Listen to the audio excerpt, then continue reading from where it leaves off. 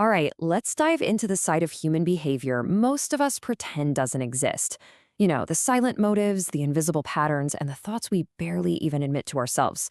We're about to uncover some of the hidden truths of dark psychology. And that quote, it really nails it, doesn't it? See, this isn't about becoming cynical, not at all.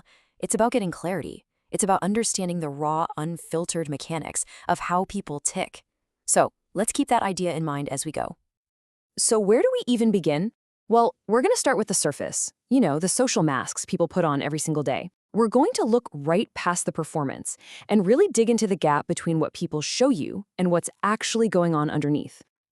Just think about it for a second. That super loud laugh from across the room, sometimes it's a shield for some pretty deep insecurities. And that big, friendly smile, yeah, it might be genuine, but it could also be hiding some seriously sharp, strategic calculations.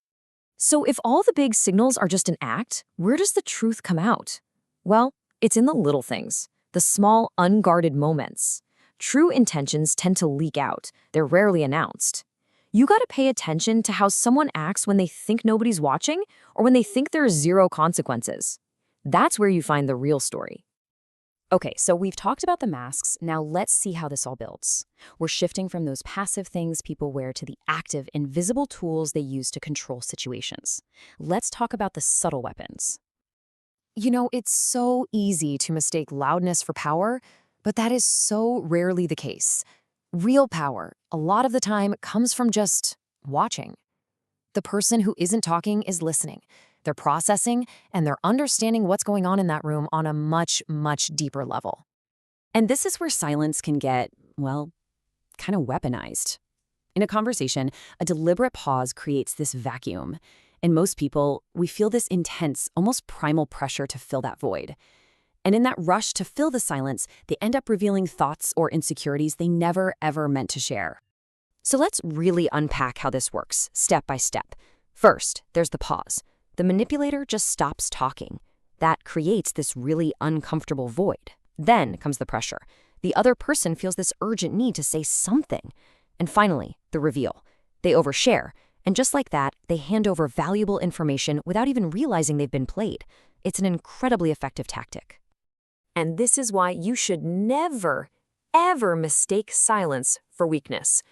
In a heated argument, the quietest person has probably done the most thinking.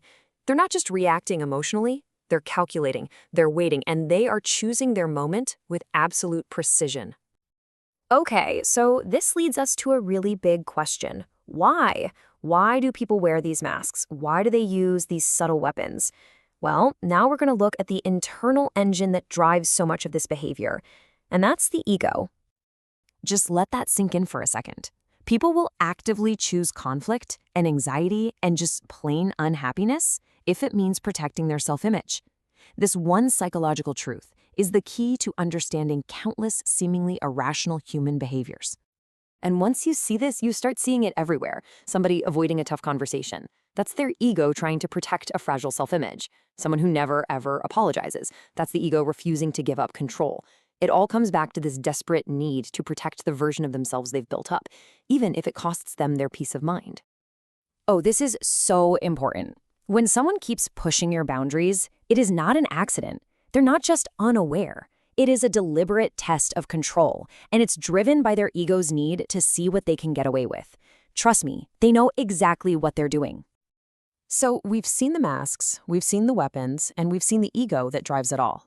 Now we're going to pull everything together to reveal what might just be the single darkest and most useful truth about human behavior. So what is it?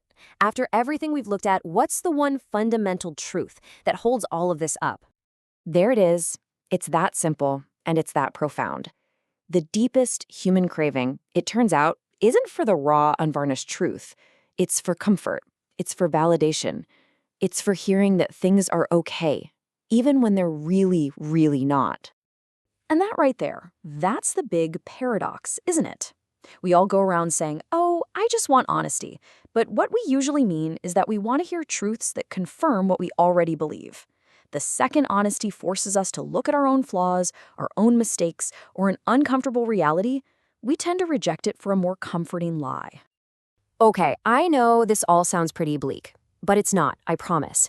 Now we're going to shift our focus from just pointing out these dark truths to using this knowledge as a really powerful tool for your own protection and your own understanding. Here's the thing that changes everything. None of this is random. The tactics, the motives, the ego-driven games, they are all predictable patterns. And once you see the pattern, you are no longer a victim of it. You can see it coming. And let's be really clear about something. Understanding these behaviors isn't about becoming a pessimist. It's about being prepared. Knowledge, in this case, is protection. And knowing how the game is played, that's the first step to deciding if you even want to play at all. At the end of the day, it all comes down to this: your ability to see things clearly, to understand the real motives behind the words, and to recognize these patterns in action. That is your shield.